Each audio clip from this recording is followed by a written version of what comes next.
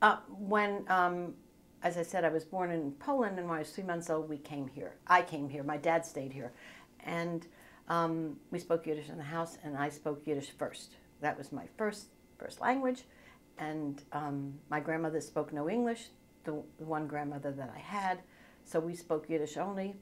And my mother tells me that when I was about 3 years old or 4 years old, I came into the house crying, that if I can repeat this, she said, I told her, the Kinder will nicht spielen mit mir, kann ich reden English. So that meant we had to speak English only.